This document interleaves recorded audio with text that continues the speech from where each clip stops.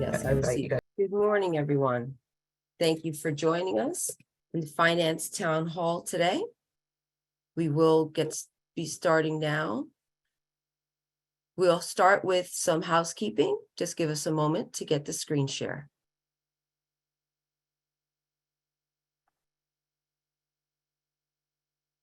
All right, wonderful.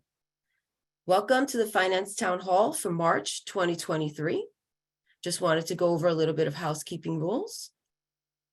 Before we begin, we want to let you know this meeting is being recorded. We will address all of your questions at the end of each presentation. If you do have some questions, you can put them in the Q&A that you will find at the bottom of the screen. If you'd like, you can chat with each other, and we will have a wonderful meeting. Now, I'd like to hand it off to Mike Gower, who will be kicking off and going over the agenda. Go ahead, Mike. Good morning, everyone, and welcome to the Finance Town Hall from University of Finance and Administration. Pleasure to see over 300 people signed in this morning. We have a very good program for you. I'm going to take just a few minutes and talk about some trends in higher education and some of the risks and issues that we're seeing in the environment right now. Following that, we're going to hear from Albertini, our Chief Information Security Officer. He's going to talk about information technology risks and some very good advice for each of us to follow. Then following Guy will be David Moore, our Chief Budget Officer, who will give an update about current status of the budget and process that we're going through right now to prepare for next year. So in terms of trends in education, I spend a fair amount of time each week looking at literature, looking at things that are being written about what is going on in the business, what is going on, what are the risks. This is also part of the enterprise risk management efforts that we have in place. But every year, a group called United Educators, which is a risk retention group and insurance consortium, does a survey of higher education and looks at the top 10 risks as they relate to people who fill out the survey. Usually those are chief academic officers, they might be deans, there could be chief business officers, there could be a variety of different participants in the survey. But the top 10 risks for 2022, and I'm going to put a link in the chat for this. To no one's surprise, number one is enrollment. As we have had some challenges in enrollment post-COVID, especially with the changes in demographics, but also the reduction of enrollments in the local county colleges, community colleges. We've seen that across the country too, both in public education and in private institutions. So that is something that we are always paying attention to and have to be attentive to. One of the reasons that the university is joining the Common App next fall, is to make it easier for students to find us and students to apply for admission to us. But number two on the list is very pertinent to today's conversation because it's data security. And that's been on the list for a while, but continues to creep its way up towards the top. And Guy will talk about that a little bit more later. The following one is recruitment and hiring, and this is one that is definitely wasn't even the list. Excuse me. Prior to COVID, but it has been a challenge for many of us in the last couple of years as there has been greater and greater competition for talent, as there has been greater and greater number of retirements in coming out of our operations. And the rest of the list are things such as operational pressures, student mental health, which is a great concern, external pressures, which amount to a variety of economic or environmental issues, regulatory and legal compliance, facilities and deferred maintenance, public safety, and then rounding off the top 10 is Title IX. This, for good reasons, I hope COVID-19, which was third last year, fell to 20th this year and off the top 10 list. We'll send around the link to this and post it when we post this information. This report can be downloaded from United Educator site, and it's an interesting read. In addition to that, NACUBO, if you go to the next slide. Yeah, NACUBO does an annual review of top 5 higher education business issues. And they're not dissimilar from what saw in the risk profiles from United Educators. Supporting and maintaining the workforce certainly is there, meeting students' evolving needs, and that includes very much mental health concerns, providing secure and modern technology infrastructure, again, coming back to data security, managing an uncertain economic climate, and then navigating resource constraints that are brought about by both enrollment issues and by the impact of inflation on commodities and other costs like energy, for instance. I will also post for you the link to this piece in NACUBO. It is a very detailed read underneath it, along with a good podcast series that might be of interest to you. You want to just keep up on what are the current trends with that.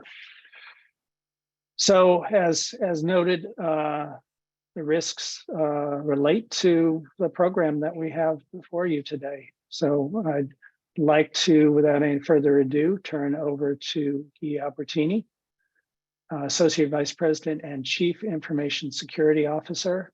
He's going to be talking about cybersecurity issues and threats for Rutgers, as well as tips for each of us to pay attention to. Guy, welcome to the town hall. Thanks, Mike. I really appreciate it. Good morning, everyone. Today, I want to talk about the relationship between assets and cyber threats. For context, I'd like to start by quickly going over some cybersecurity predictions for 2023. Next slide, please. As you can see, it is predicted that there will be, and I'm going to quickly go through this slide, there'll be many organizations that will not qualify for cybersecurity insurance, and there are many factors that contribute to that. There will be an increase in cyber attacks from nation states. There will be growing trouble with multi-factor authentication attacks, which we've already seen. New attacks against space, vehicles, and drone. Now you may ask, well, why space, vehicles, and drone? Well, we are a research university. We're doing many research, and I'm sure we have hands in many of these types of research. There's going to be a surge, if you haven't seen it already, in social media attacks, ubiquitous use of public clouds that will result in increased cyber attacks, more critical infrastructure attacks that will be very similar to the attacks that we saw in North Carolina when somebody shot up a power grid. There's going to be a surge in hacktivism, and we'll talk about what that is. And of course, we will also see new forms of ransomware attacks. Because we're, again, a research institution, we're going to begin to also see some attacks on non-traditional technology attacks, such as smart cities, smart cars, when we do research, some of the toys that we will be engaged in doing research. And finally, we would probably most likely see more supply chain attacks like the SolarWinds incident. So I know I just painted a very negative picture. And although the predictions are not positive, it may seem very challenging, and they are. I want to also encourage and remind all of us of that when we put our minds together as a university, I am very confident that we can do anything. We all are here for a specific reason at this time. And together, I believe we can meet these challenges. So I want to quote a quote from Sonia Gandhi that says, "Together, we can face any challenge as deep as the ocean and as high as the sky." To that end, I want to introduce my thesis for today's presentation. Next slide.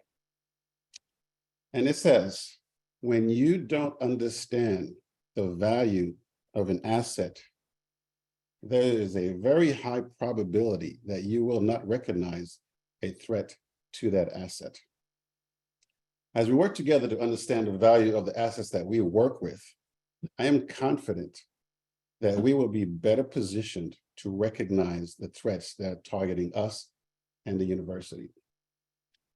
So to that end, I'm going to talk about some of the assets, some of the threats to those assets, the threat actors associated with those threats. I'm also going to talk about what are the Information Security Office, some of the initiatives that we are doing.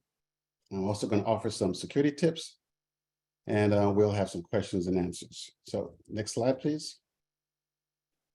So I want to talk about the assets. I always like to define what is an asset. So an asset is anything that has value to a person or an organization. That is simple. So I want to start with faculty, students, and staff. When you don't recognize the value of these type of assets, and I hate to objectify these terms, but it's just put it in context. These are assets that helps us to meet our mission, our goals, our vision. And when we don't value these assets, we may not recognize threats to those assets. For example, I know students, many students will come to a university, not always because of the name, although Rutgers is a great university to come to because of the name, but oftentimes it's because of the faculty. So let's say, I don't know all the faculties, and forgive me, but let's say Bill Gates or Steve Wozniak was a faculty member. I believe having somebody like that on faculty would draw more students for enrollment. And so as we value our faculty, our students, and our staff, and supporting our mission, we can better position the university to recognize threats to that. The next thing is stadiums and arena. We have our stadiums and arenas for our sports teams. There is a tremendous increase in technology in our current stadiums and arenas. There is a huge desire for increased communication. There's a growing need for connectivity. That connectivity includes technology such as Wi-Fi enabling tickets and cashless concession stands. Are we positioned in such a way that we are protecting those assets to ensure that we meet the mission? Our power grids. I was told or informed by the state CISO that Rutgers University is so vast, we have our own ecosystem. We have our own power grids. And similar to the North Carolina shooting for the power grid, we now have to provide protection to our power grids to make sure that somebody just cannot shoot one of our power grids and then prevents us from meeting our missions and our vision. Our data centers are essential to modern business, to the university, as they provide the infrastructure to store process and transmit our data? Do we have sufficient protection, and do we understand the threats to our data centers? For instance, and I'm not pointing out any specific data center, but in my career, I've seen many data centers with windows. Well, that's a risk, because when there is a storm that breaks that window, what happens to the equipment inside? So are we aware of some of the threats or the value of our assets to make sure that we understand those threats and risks? Our network. Our network is our electronic highway. We all know that we don't like to be stuck in traffic, but imagine what happens to our network if something stops it. Our email stopped, our research is stopped. So do we understand the value of those assets or the threats so that we can continue our mission? Computers. Do we have, our computers can be used for good and bad. Depending on what's on our computer can help us to fulfill our mission. And if we're not careful, our computers can be used to stop our mission, can be used to provide, to spread malware. And I'll talk about what that is, and can be used to provide threats. So we need to understand it as well. And of course, data, data is considered the new oil. Do you see how well we protect our data and our research? Do we understand the value of those research? Do we understand the value of the data to the point where the types of protection that we have for our oil, we're also doing for our data? So these are some of the quick assets that I wanted to just bring to mind as to some of the things that we should be aware of.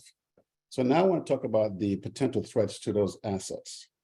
Next slide, so thank you. So phishing, everybody here should know what phishing is, but do you know that there are 3 types of phishing? There's email phishing attacks. That is, if you ever received an email from the Nigerian prince that wants you to provide money, and in return, he's going to provide you millions of dollars. Well, that's considered as email phishing. That's a wide net that's just being thrown out to see what gets caught. So that's one. The second one is spear phishing. That is more targeted. It is more targeted to get you to click. And it does that by trying to impersonate you or impersonate somebody that you know, so that the likelihood of you clicking will occur. And there's also whaling. Whaling is attacks targeting senior management. So these are the 3 types of different phishing, and I'll talk about later on how we're going to help our executives, our staff, and the faculty to better recognize some of these threats. The next one is ransomware. I think everybody by now understands what ransomware is. Ransomware is an attack that encrypts you and locks your data and until the ransom is paid. There are so many threat actors today. It's a business now. In fact, there are businesses that will leverage their services to another business so that they can launch an attack. So if there's a threat actor that wishes to launch an attack against the university and they don't have the capabilities, well, there's ransomware as a service that they can purchase to leverage that attack. So they're getting more and more sophisticated. In fact, the latest I've read about the tactics that they're using is they're going after insurance companies. So in other words, if a threat actor understands or believes that an organization has cybersecurity insurance and they have a certain amount within the program, they will ransom or they will attack the organization, and they will request a ransom based on the amount of the insured. So that's a new tactic that they're using. Then there's DDoS, distributed denial of service attack. This is when you flood, when you send many requests to one source, sort of like overflowing a tub or a faucet. And a good example of that is a web server. So if a web server is equipped or configured to just receive, let's say, 50 gigs of traffic, and suddenly it begins to receive 5 million gigs, well, it's no longer going to be functional. So they render it inoperable. So that's what a DDoS attack is. Malware, in its simplistic term, it's just malicious software. And a good example of malicious software, of course, is the type of programs that these threat actors use for ransomware. But a really very dangerous one is a keylogger. A keylogger is as it seems, it's a software or malicious software that, when stored on your computer, will record every keystroke, every mouse stroke that you make. And oftentimes you don't even know it's on there. So that's malware, or a form of malware. Insider threat is a very interesting phenomenon. It's a cybersecurity risk that originates from within an organization. And it's not to say that we have a bunch of threat actors inside the university or in an organization. Many of the breaches that occur occur as a result of misconfigured assets. It's not intentional, and it's just could be a typo, or it's fat-fingered and something was entered incorrectly. And as a result, that becomes a threat. Now, I've heard the term bad actor, and I've heard the term threat actor.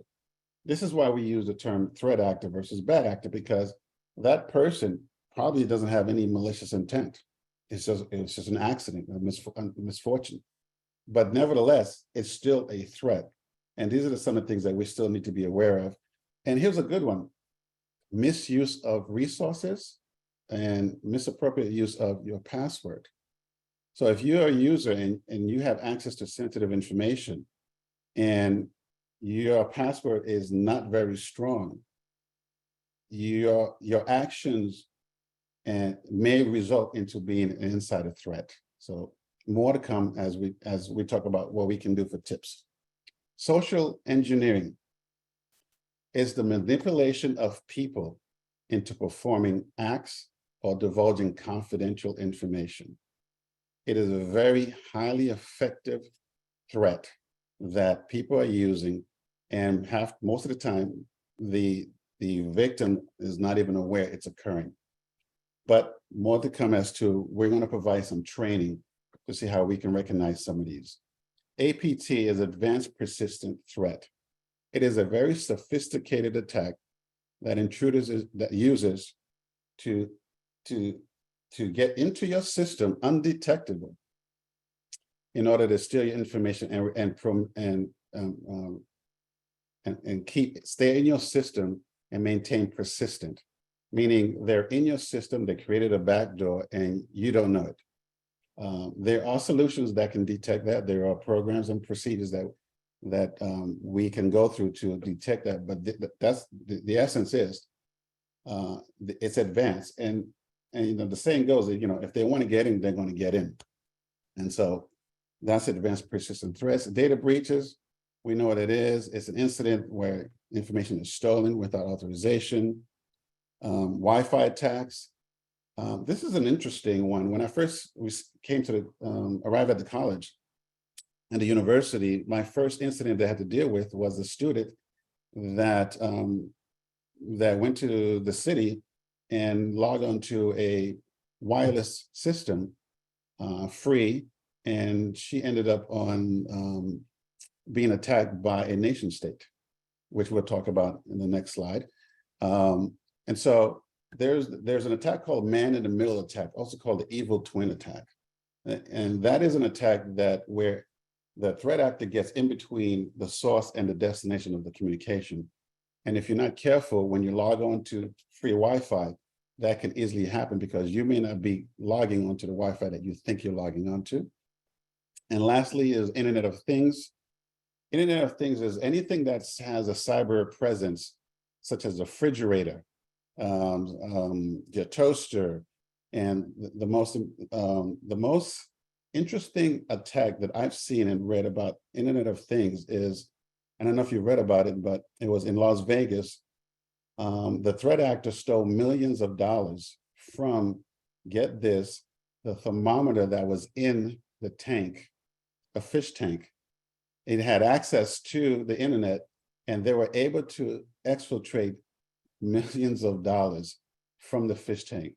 So nothing's impossible. Next slide. So I just mentioned a bunch of threats. Now, what are who's doing some of this stuff? So the first one is a nation state. Nation state actors use their technology and skills to facilitate hacking, sabotage, threats, misinformation, and other operations on behalf of a country.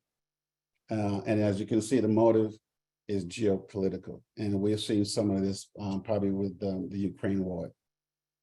Cyber criminals. It's a person who engages in criminal activity by means of computer or the internet.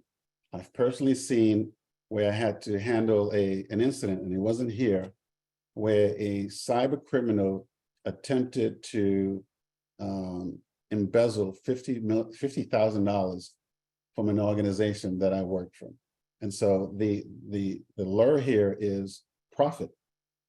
And the majority of these attacks that we will see, and we will continue to see, it's all based on some sort of monetary profit or monetary gain.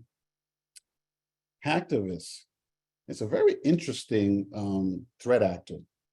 Hacktivists are criminals who unite to carry cyber attacks in support of political causes. The most famous hacktivist group is called Anonymous. I believe they were instrumental in, I believe it was in Florida, there was a law to associated with homelessness. They were putting a ban on homelessness, and they didn't like that law. So they attacked the organization associated with that law, and unfortunately, the hacktivists won, and they had to change the law. So I'm not on either side, just giving you information. So hacktivism is very important, especially when in a political season. Terrorist groups, as it says, it's unlawful attacks and threats of attacks against computers, networks, and information stored therein, and to intimidate, coerce a government or its people in further or political or social objectives. Ideologists, they're looking for the violence, and because our footprint is so big, none of this, we're not immune to any of these. Another interesting one is thrill seekers. We used to call these script kiddies. There's anybody that wants to see what, hey, if I do this, what will happen? I think we may have experienced something like that before I joined the university, where I believe a student attempted to do a DDoS. Not sure if it was a thrill seeker, but that would be somewhat of a good example. And like as I mentioned, insider threat. Insider threat is, we got to be careful about it, because just a mistake of maybe misconfiguring a router, a server, or placing a device that's accessible to the internet without sufficient safeguard can easily create a situation where we have to report the incident and hopefully not be on the news, but it can easily lead to that. So these are the different types of threat actors that we go through, and these are the motives along with that. So because it sounds like it's all bad news, I want to show and demonstrate, next slide, some of the initiatives that the Information Security Office is currently engaged in to address some of these threats. First thing we're doing is reviewing and updating all of our security administrative controls. Administrative controls are policies, standards, guidelines, procedures. The first thing you do to protect an asset is to create a policy or a standard that allows us to have management buy-in, So ensure that we have resources to address those concerns. We're also fortifying our perimeter securities to make sure that when an attack occurs, such as Log4j or any of the zero-day attacks where there's no fix, we can easily adjust our perimeters to recognize those attacks and bounce and block them. We want to increase visibility into our cyber threat landscape. Our landscape is wide and vast, and we are as strong as our weakest link. And if we don't understand our cyber threat landscape, we will not potentially understand threats to that. So we're exploring to get to have controls in place, solutions in place to understand our visibility into our cyber attacks. Explore dark web monitoring. Anytime there's an incident with an organization, the organizations associated with the attacks typically have some sort of presence on the dark web. So we're exploring dark web services so that we can monitor for any time we see anything related to Rutgers University. To protect our data, our sensitive data from leaving, from data leaks, from data loss and exfiltration, we're considering data loss prevention solutions, tools, and techniques. We want to increase vulnerability scans. Vulnerability scans, an attack typically occurs as a result of exploiting a vulnerability. If we can understand those vulnerabilities before the threat actor, we're in better shape. Implement privileged account management. Typically, when a threat actor attacks an organization, they're not looking for the user without privileged access. They're looking for somebody possibly with lots of privileged access, possibly from OIT and others that manage servers and firewalls and routers. So we're managing those accounts to make sure that those are not assets that a threat actor can use. We're certainly going to expand on security awareness training. We're going to expand to have training for all faculty, students, and not students, faculty and staff. And we're looking to do a campaign twice a year. We're also going to include simulated phishings to better help us understand our positioning and how to recognize those red flags. We're going to explore 24/7 monitoring options. What that is yes, we're a university, and because we have students on campus, we're pretty much a 24/7 operation. And so the threat actors do not stop working after 5. And so we want to be able to explore monitoring options for that. We're going to increase our security notifications. Some of you may have received some security notifications regarding vulnerabilities.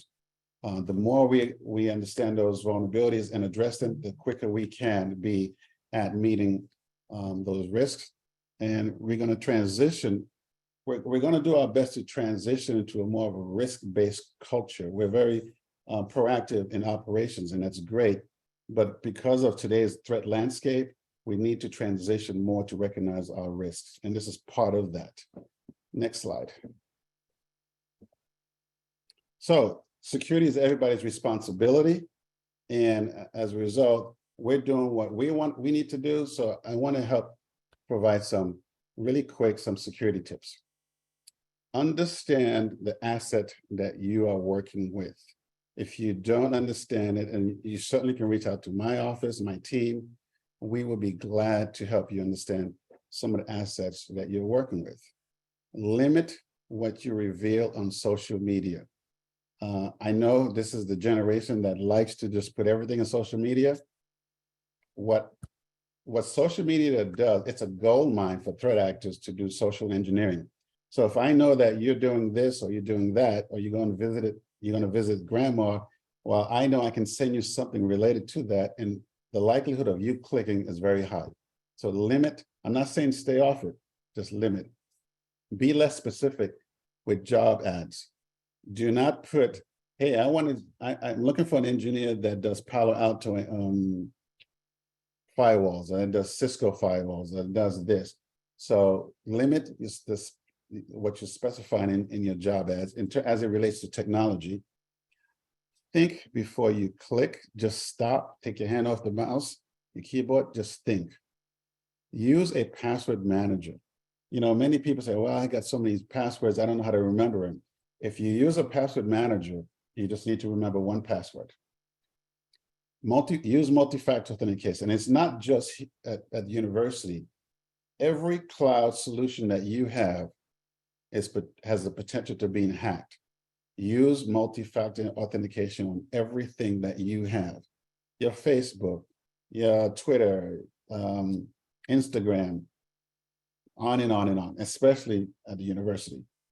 Use anti-malware. I happen to use Malwarebytes. I'm not going to recommend what to use, but I'll tell you what I use. I use Malwarebytes personally. Backup regularly. If you should get hit by ransomware, your backup is your best friend. Keep your devices updated.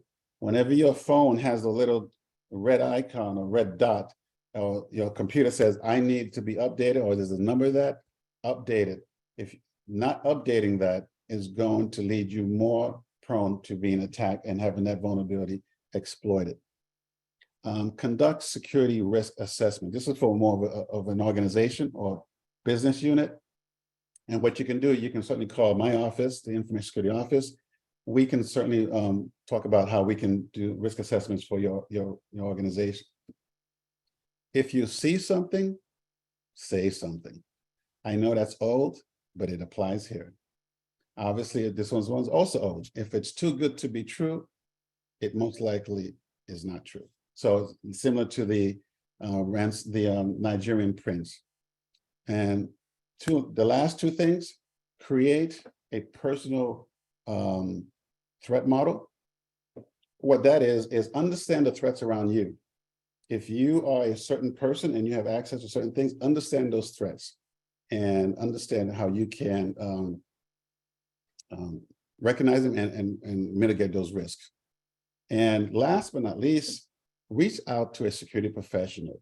We are so eager to talk to you. We would love to share the information that we have. More of these types of events. You can certainly invite us to your meetings, but we would love to share how we can change all of this to make us a university that is not just only academic sound, but also security. So I want to conclude with a quote from Narendra Modi, Prime Minister of India. This is a modified quote. He says, we walk together, we move together, we think together, we resolve together, and together we take the university forward. With that concludes my presentations. Are there any questions?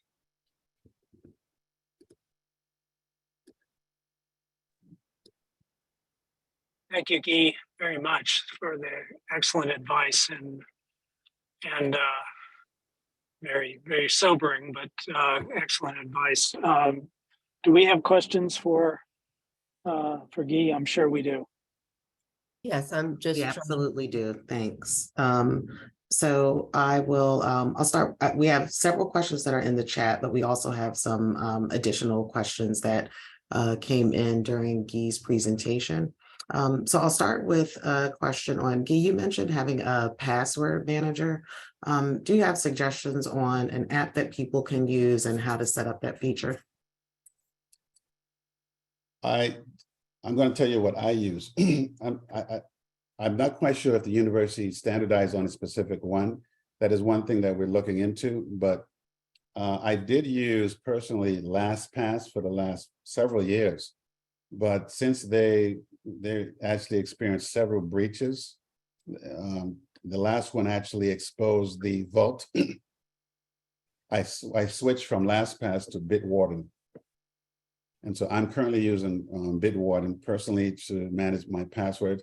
And what is that? I have one password that I have to remember, and I allow that software, once I'm logged into it, to log into any of the resources that I need.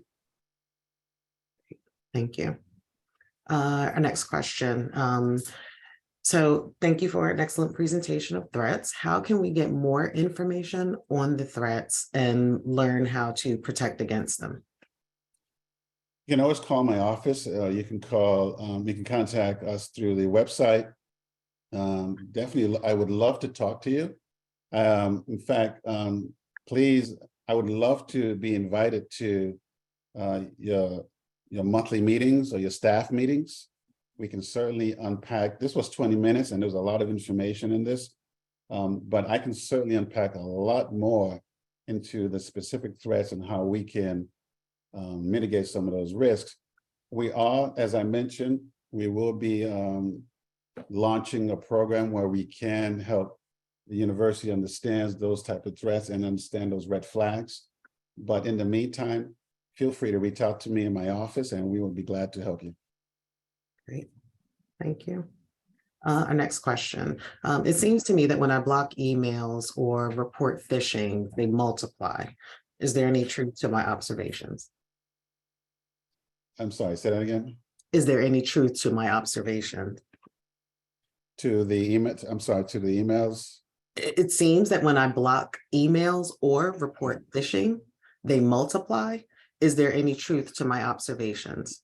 Not that I'm aware of. It's probably the technology. Actually, I've noticed that myself. It's probably more with the technology than you being a victim or anything like that. Once a system, it depends on how the system is configured. Many of them are using machine language and artificial intelligence, and it all depends on what the algorithm is doing. And once the algorithm recognizes or is set to do what it needs to do, it just runs. And so it depends. It depends on what you're running on. Great, thank you. Guy, can you explain the concept of the dark web and how we can become more aware of it? My advice to all of you is stay off the dark web. It is not a good place to go. It is a dangerous place. If you don't know what you're doing, you will get yourself in trouble. Now, the dark web is not a web that you can stumble on. You cannot just go accidentally surf onto the dark web. You need a special tool or browser to get there. So that means if you're going onto the dark web, you're intentionally going on there.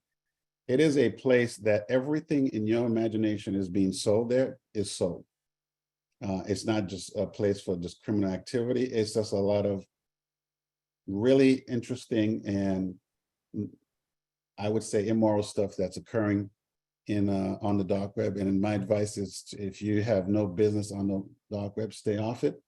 Those who are on the dark web are those who are trying to find information related to breaches. Maybe those who may be associated with negotiations of ransomware, but the average person, stay off there. That's my recommendation. Thank you. Can we get instructions on proper backup procedures? Where would we find that information? That is something that you can certainly reach out to my office, and it's a little more complex to go into right now, but yes, reach out to my office and certainly provide the resources for that. Thank you.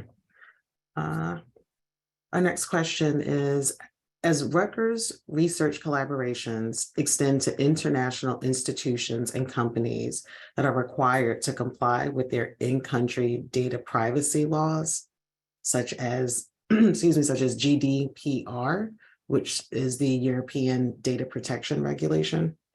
These are generally more restricted than US data privacy laws. So how is Rutgers managing its IT infrastructure, both logically and physically, to ensure that the university is or will be in compliance with such restrictive laws? Good question. And the key word here is law. So what we're doing, we're working closely with general counsel to make sure how does it apply to the university? I know GDPR, there are certain requirements. We want to make sure that do we meet those requirements? So the first thing as it relates to any privacy law is we work closely with OGC to make sure where do they begin and where do we begin to see implement the fixes or the controls. So we're working closely with OGC to make sure that we're in compliance with those. Great, thank you. I think we'll have time to take a couple of more questions, and any questions that we don't answer live during today's session, we will follow up with Guy and provide the responses when we send the recap email after today's meeting. Our next question is, does Rutgers University have adequate cyber insurance, and what are the risks to RU specifically to lose it? And as far as whether we have cybersecurity insurance, that's a question probably more for the cybersecurity risk, UFA risk. The risk of losing it, many schools, including some of the BTAs, are doing self-insured. So if we understand our posture and we understand our threats, and we can better position ourselves to the point where we can be proactive in understanding these risks and being proactive, we can potentially become self-insured. That is a discussion that is way beyond my area, and it's something that we probably have to have more discussions. But I do know not having or not qualifying for cybersecurity insurance doesn't mean the end of it all. You can be self-insured, and we can mitigate the risk as we see fit. Great, thanks.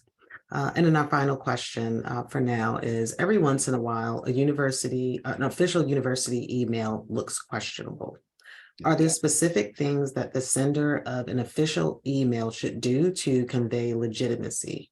I'm thinking about having the sender's name, specifically a signature on the email, sending it from a rutgers.edu email address, and so on. There's a lot of red flags in that we can recognize in a suspicious email. I'm always concerned putting signatures or putting certain things in there, because a threat actor can do that as well. In fact, a threat actor can and has taken over a user's account and sent emails on their behalf. So we got to be really careful. The idea here is to recognize red flags, recognize or where to look. Many times it's not spelled, proper grammar is used. You can look in the email. If you see an email, let's say it's from Mike Gower, but it says Gmail. Well, that's not from Mike Gower, because Mike Gower is Rutgers.edu. It's some of these things that we need to look for. But I'm confident that as we launch these security trainings, I believe it's going to help us to better recognize these red flags, to position us in a better place to be more risk alert. Great, thank you. As I mentioned previously, the questions that we did not answer live, we'll follow up with Guy and provide the responses when we send out the wrap-up communication. So if questions continue to come to you throughout the meeting, you can still submit them through the Q&A or in the chat. Thank you. Thanks, Guy. Mike, back to you. Yeah, so thank you, Guy, very much. And I mean, these are things, I get a tremendous number of fake emails, and have started even getting fake DocuSigns. So you have to be very attentive. Are you expecting something to come to you? I appreciate all of you who have sent me copies of emails purported to be from me, asking you to do something like provide a cell phone number or some other kind of information. If you ever have any question about something that purportedly came from me, use my official email address, michael.gower@rutgers.edu, and send it to me. And I will almost certainly tell you, nope, that wasn't for me. But they're getting more and more clever. So, Mike, can I just jump in here? I'd like to Mike, yes, may I please. just jump in here, because you just mentioned something that I need to say something. It's very risky to send suspicious emails inside. It's like, spreading COVID. Oh, thank you. Sorry. So it's best Yeah. don't send emails or question emails to Mike Gower. It's best send it to the security office. Now we're trying to come up with a system where you can, it's called like a phishing alert button. that when you recognize something that's suspicious, it'll come directly to my team. It just reduces the likelihood of it spreading. So I know my team is probably going to kick me for saying this, but send it to my team. It's better for us to get it because we know how to handle it versus if it goes to Mike and others, it's spreading more and more and more. Thank you, Guy. I apologize for that. No Yes, problem. do what Guy said, not what I said. You can send me a separate email and say, did I send it? But don't forward it. Yes. So now I'd like to turn over to David Moore. David? Great, thank you, Mike. Next slide, please. So today I will give you an overview of the Rutgers University kind of budget process, where we're currently at in the budget development and completion of the FY24 financial plan, and also kind of dovetail that, if you will, into the state process. Let's go to the next slide, please. Thank you. The Rutgers budget development process starts in July, and I just want to kind of give you a quick overview and then kind of let you know where we're at currently. We start in July, and it concludes with a consolidated budget in June, with 4 campuses and a central administration financial plan presented to the Board of Governors. Starting in July, the University Budget Office provides guidance to central and chancellor units. The units develop their proposals through this time, and around the November timeframe, presentations are finalized with final budgets. Feedback from advisory committees and university budget committees are included, and a final budget is presented and decisions are made for central and chancellor cost centers. During the following next 6 months, it's from January through June, responsibility centers are working through their budgets, meeting with their respective chancellor offices to present and submit a campus budget to the University Budget Office. After review and discussions, a final proposed consolidated budget is presented to the Board of Governors in the June timeframe. And first starting with the Finance and Facilities Committee and then on to the full board. Currently, we're in the middle of March, so there's been a lot of fantastic work being done. I really want to thank everyone across the campus for all the work that's been done on the FY24 financial plan.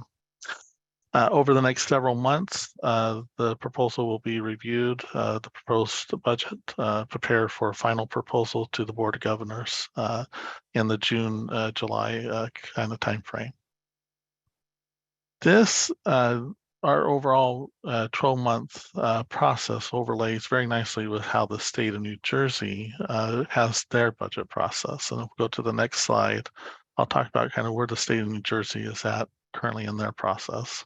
So again, the state starts in July. The state starts its budget development process by updating key estimates for the following year. Those estimates include economic forecasts, preliminary revenue estimates that help to identify opportunities. In the early fall time, the state asks all institutions of higher education in New Jersey to develop their budget request and priorities. Rutgers submits through budget initiative forms as a way to submit our requests for the following years, following year, and those requests are reviewed and recommended from the state's Office of Management and Budget. Through the recommendation and refinement during the kind of November, December timeframe, if the recommendation moves forward, it will be included in the governor's proposed budget.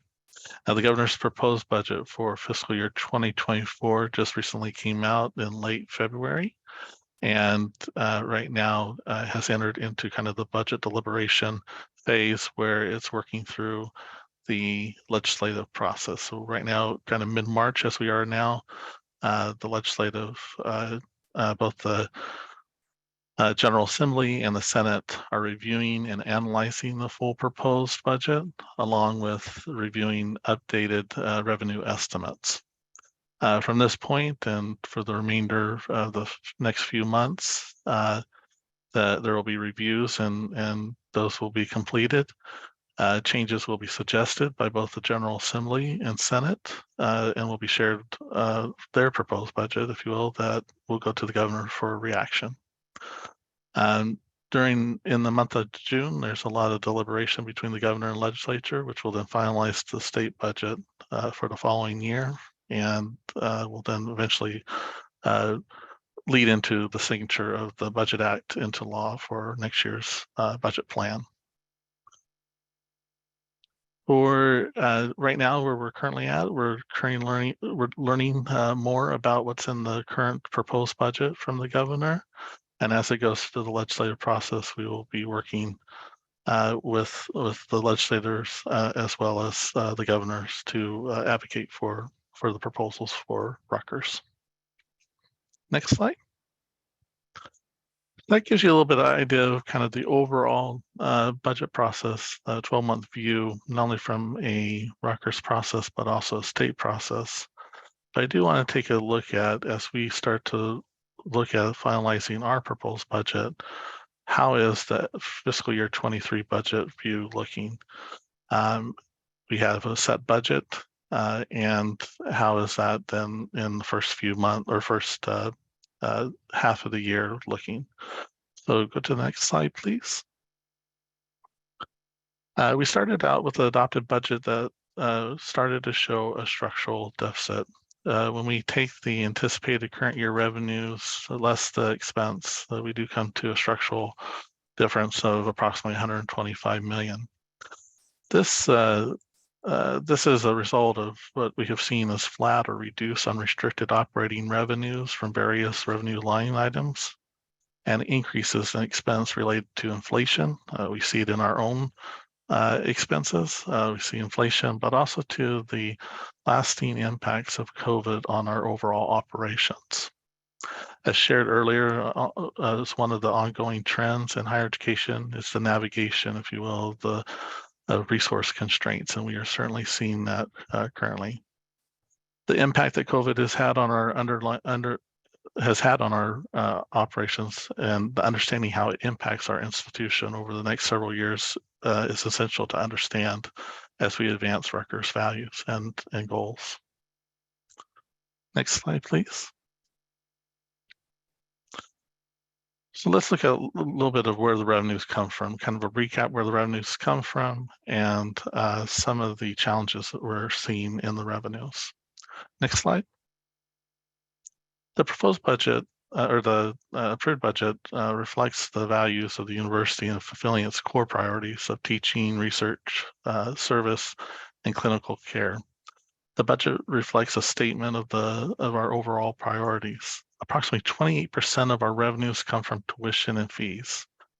Patient care services includes revenues from governmental payers, private insurers, and affiliated agreements for patient care services accounts for approximately 21.5% of the annual revenue budget. Just over 20% of the budget comes from the state of New Jersey, some in unrestricted operating dollars that helps us pay for operating costs, and also to a portion that covers costs of fringe benefits for some of our employees. Sponsored research includes grants and contracts from federal, state, and non-governmental entities and makes up approximately 14.5%. And rounding out the overall revenue sources is our miscellaneous sources, which includes student, federal, and federal and state aid, auxiliary enterprise revenues, athletics, endowment, and investment income, which accounts for 15.8% of the overall annual revenue budget. Next slide. So we start to dig into some of the changes that we've seen in some of our revenue sources. First one we'll look at is the tuition fees. When we look at the past 3 years and account for the impact that the pandemic has had on enrollments, on our revenues, we see from FY 2020, when the pandemic started, to the budget of FY 23, there's been approximately roughly about $40 million growth. That's included rate increases, but also to some growth in various areas throughout the campus. If we had not been impacted by the pandemic, and maintained a modest rate increase as we had experienced in prior years prior to the pandemic, we would have seen a revenue growth of approximately 131 million, which is more reasonably aligned with the expenditures that we are estimating. This 131 million roughly would certainly offset the current structural issue that we're currently seeing. So why is there so much of a difference? As noted earlier, again, in some of those higher education trends, enrollment is a key driver here. And between fall of 2019 and fall of 2022, Rutgers has seen a decline in headcount of both in-state and out-of-state student populations. The overall enrollment has been impacted by the pandemic, by declines experienced across the U.S., so we're not unique in this, in high school graduates, and a noticeable decline in the transfer students from our local county colleges in New Jersey. Next slide. So what's an opportunity to offset some of this? One opportunity would be to evaluate and develop an ongoing enrollment strategy, which the university has done and is currently doing, to ensure that we are taking advantage of all opportunities to share the great Rutgers story to future students. Next slide. The next area or revenues that we want to look at is the state of New Jersey operating support. The operating base support supports ongoing operations such as paying for instruction in the classroom, and as well as support for like utility commodity costs. During this time period, we have had a great success with the state, and we are thankful for all that they have done for Rutgers. However, the additional funds that we have seen in recent years that we received over this time period has been largely related to specific programs like funding an institute, or direct purpose like one-time capital funds for construction or upgrades to current facilities. This is not funding that could be used for general operating purposes, and they are also not funding that typically is recurring funding as well. When you look at our base operating support, you can see that during this time period, the funding has not kept pace with the rate of inflation, specifically even in the last few years, nor has it kept pace, if you will, the growth of our student population. Next slide. So this leads to another opportunity, and that is really working with the state, developing our state initiatives that will recognize and fund the growth in costs to education and also support growth in student population. This will also help us in relieving some pressures in terms of tuition rates. Next slide. Thank you. So let's take a step back and look at the other revenue sources. It's important to note that when we look at patient care services, sponsored research, some of the auxiliary enterprises, and student, federal, and state financial aid increases, when we see increases in the revenue side, it also comes along with an equal level of increase in the expense side as it's dedicated for specific purpose, such as for sponsored research. As we see increases in the revenues, it comes along with an equal increase in expense. This leaves approximately about 9% of our miscellaneous sources, which accounts for revenues like endowments and investment income, gift and contribution revenues, that does not always require an equal increase on the expense side and could help increase the net positive revenue. Next slide. Looking at the full picture again, approximately 91% of our current year revenues are either flat, challenged at meeting some of the targets established, and increases equally the expense side. Again, reinforcing, going back to that note, that we have about 9% here as a possibility. But with some of our outlooks in terms of short-term and long-term opportunities, we can change that picture in the future. Next slide. So this leads to kind of how do we look forward and some of the opportunities we have in both the short-term and long-term impact. First, a need to evaluate and set revenue targets for line items like gifts and contributions, endowment and investment income, and other revenue resources that may have a potential to generate net positive incremental revenue. And also second, to prioritize initiatives that have a shorter time to that return on investment or incremental net income that could provide resources for new initiatives. Next slide. Now let's look at the expense side for the university for FY 2023. Next slide, thank you. The budget overall is anticipated to spend 77% on our core missions of student instruction, research, public service, and patient care. Approximately 15.2% is anticipated to be spent on operations and maintenance for our facilities and for administration. 4.8 represents auxiliary enterprises, which primarily includes housing, dining, parking operations, and 2.7 overall comes to support athletics. Our core mission are made up of the following: classroom instructions and academic support, which includes faculty compensation and staff support for academic units, libraries, and dean's offices.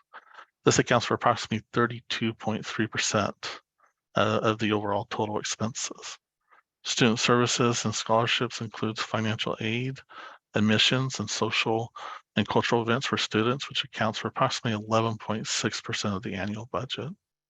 Sponsor research and other sponsor programs and activities includes funds spent on research and activities associated with federal, state, and non-governmental grants and contracts, which accounts for approximately 12.9%. And public service, extension, and patient care includes agricultural extension programs, delivery of healthcare, support of health clinics, and community services provided throughout the state, which accounts for 20.5% of the annual budget. When you bring those components all together, those represent the core mission of student instruction, research, public service, and patient care. That accounts for approximately 77% or $3.8 billion of the overall annual expense budget. Rounding out the remaining 23% is spent on general administration and support for our facilities, our operations and maintenance of Rutgers buildings, which includes fuel upkeep, utility costs, and also to rounding out would be the auxiliary enterprises that supports our housing, dining, and parking operations, as well as athletics, which includes the 24 men's and women's Division I sport programs at Rutgers, New Brunswick. Next slide. When we take our first look at the first 6 months of our expenditures, when we look at our non-personnel side of the expenses, so outside of compensation, we start to see some impacts of the inflation that we've been anticipating. Similar to our own personal spending at our homes, so we're experiencing noticeable increases in various areas, like Rutgers, but for Rutgers budget, this is likely to go beyond some of the funds that we have available in each of these line items. When we look at December actuals to budget, we're looking for how much we have expensed as it compares to the annual budget. In addition, we analyze if it's consistent with prior year experiences and expense categories. As you can see in this chart, 3 items really kind of start to stick out and start to show some of that inflation impact. Travel is experiencing the increases beyond those that were experienced in pre-pandemic years. As we see cost of travel or flights and lodging increasing, both domestic and international. Plant operation maintenance has experienced significant increases in items such as primarily natural gas and electricity. And professional services is experiencing some increases primarily due to the need of temporary professional help or temp hires as vacancies are for positions are taking longer to recruit for. When we look at the overall overage that we're seeing, and that's caused by the inflation, it also, that overage starts to then impact that bottom line that we have for that anticipated 125 million. Next slide. As many of you know, we are dealing with increases in our fringe benefit rates. We've been seeing these increases over the last few years. The overall rate for faculty and staff, for example, preliminary numbers are proposed to go up about 6.68% over the FY22 rates. And historically, when you look at the percentage points, you're seeing about it roughly the last few years we've seen, or last several years, we've seen about a 15-point increase. Major changes that are pushing the rates are associated with healthcare and pension benefits. And when you look at all other categories, you can see that we're slightly over a 3% when compared to the current budget. Next slide. So again, some key takeaways and opportunities in our short-term and long-term opportunity. Streamlining expenses, expense outlay by evaluating expenses for services and programs could help repurpose funds to support other highest priorities. Also to looking at our facilities and maximizing the use and opportunities to generate revenue or to reduce or contain cost. Next slide. And next slide. Thank you. So as we look forward into the FY 2024 financial plan, there are some headwinds that we know that we are facing. We've talked a little bit about some of them in previous slides, the decline in traditional high school graduates and the impact that has not only on our first year students, but also to later into transfer students. Increases in compensation and benefit costs, high cost of living and increases in inflation. We all are experiencing that in even our personal expenses. Impacts that has been called the Great Resignation, or what we've been experiencing, a great retirement, and continued uncertainty of the lasting impacts resulting from the pandemic and how that impacts operations moving forward. Next slide. So how do we confront these headwinds that we're experiencing? By looking at both short-term and long-term opportunities that we have talked about in the presentation, and along with working across the campus to gather great ideas that are generated from our Rutgers community. Next slide. And one more slide. So I go to.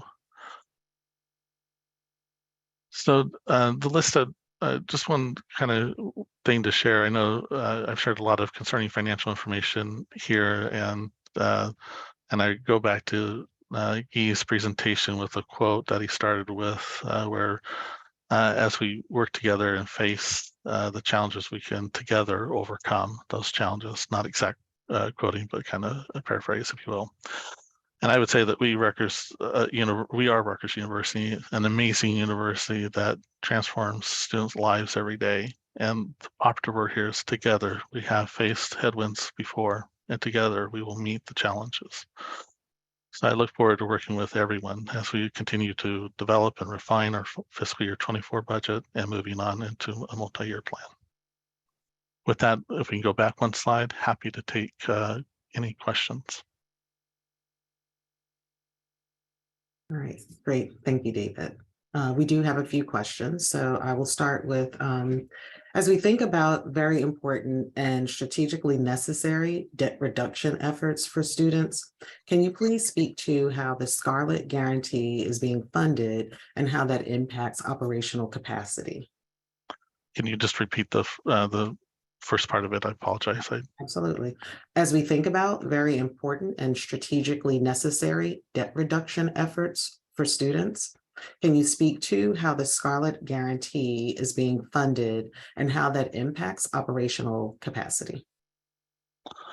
So the Scarlet Guarantee is certainly another form of financial aid for our students and helps our students. It does go against our current operating funds, but the key here is that when it goes against the current operating funds, the net tuition is still higher than not having those students join our Rutgers community.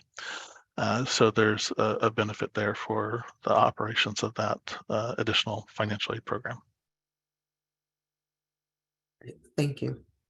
Our next question is, do departments commingle their temporary staff expenses with their independent contractor expenses in the general ledgers? There isn't, so there is separate account codes that help track the difference in terms of temporary versus, of course, ongoing. That's where you start seeing some of the increases in the professional services line because it's out external professional services. Great, thank you.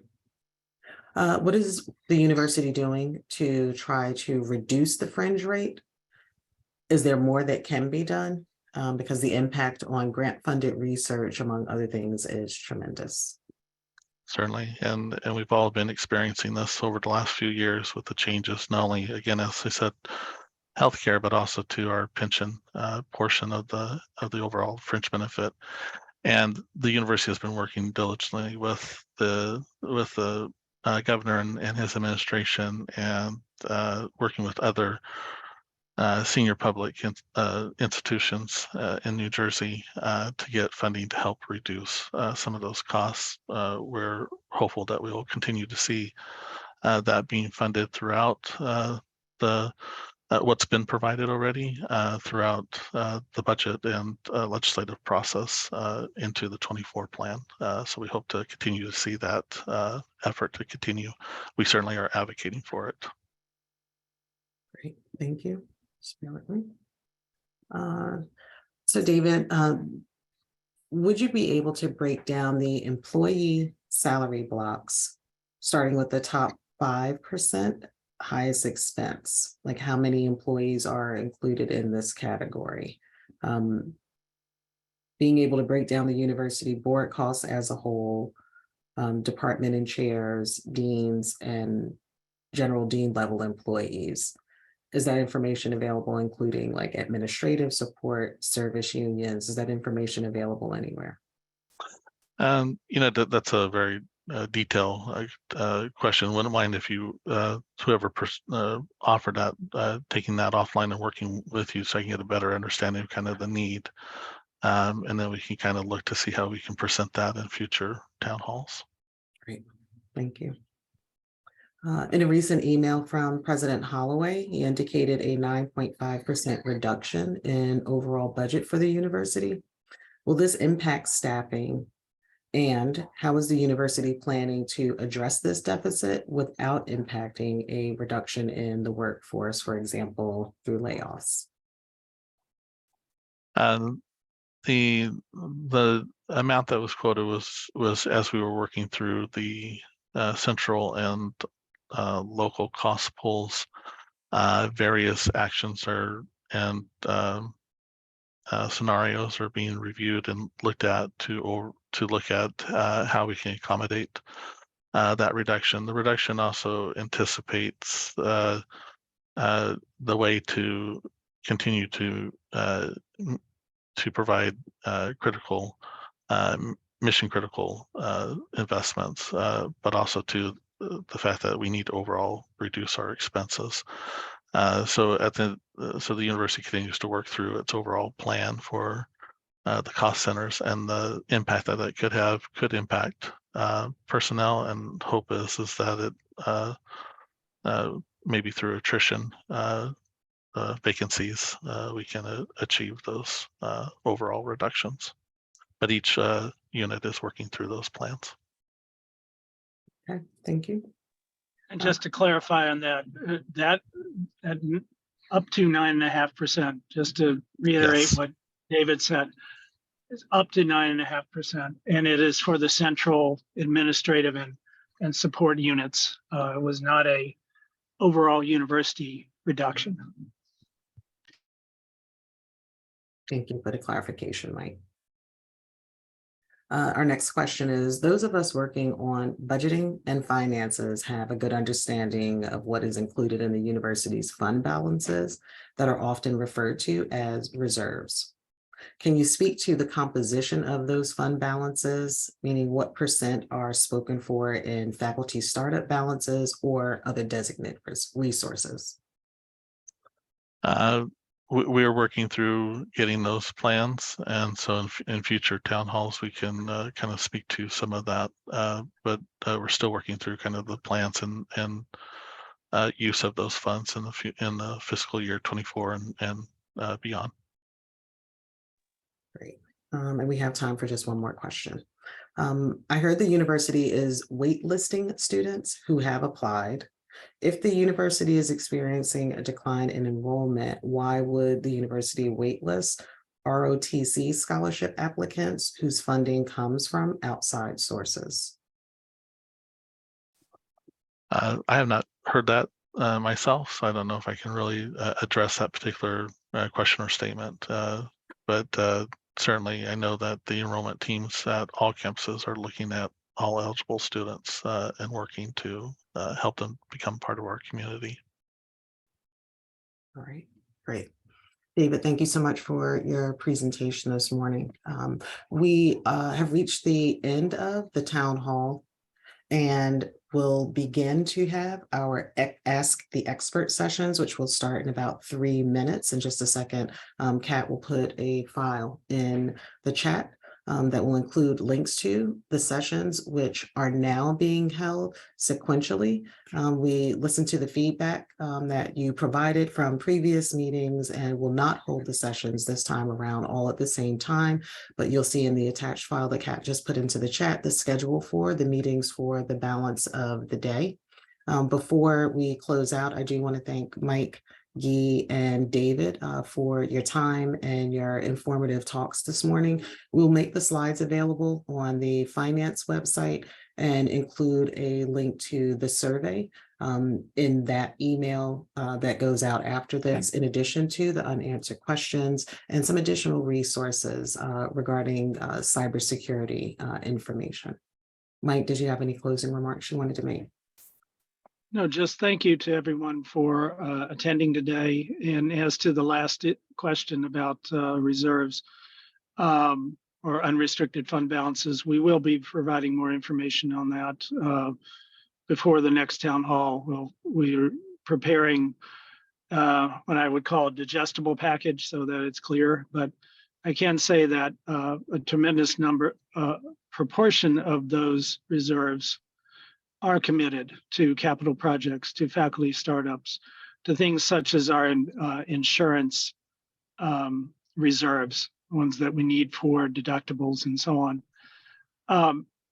But I also will say that the reserves are the mechanism by which we can transition from a deficit budget like the one we have into a balanced one. And not have to do it in necessarily one single year. We can do it in an appropriate time frame. So we'll put information and make that available to in follow up here. So thanks again to everyone for attending today. And now I guess we'll turn over to the Ask the Expert sessions. And thank you to Stephanie and Kat for managing the program today. Great, thanks. Have a great day, everyone.